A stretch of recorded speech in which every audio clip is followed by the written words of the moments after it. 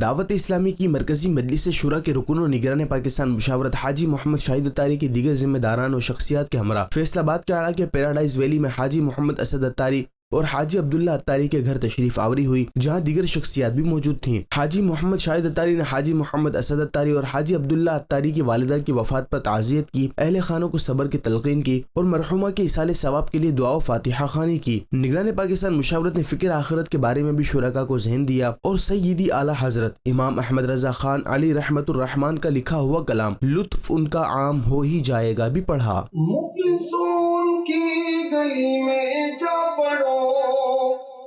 آگے خلد کرام ہو ہی جائے گا، ساحل و دامن سخی کا تھام لو، ساحل و دامن سخی کا تھام لو، کچھ نہ کچھ انعام ہو ہی جائے گا، کچھ نہ کچھ انعام ہو ہی جائے گا۔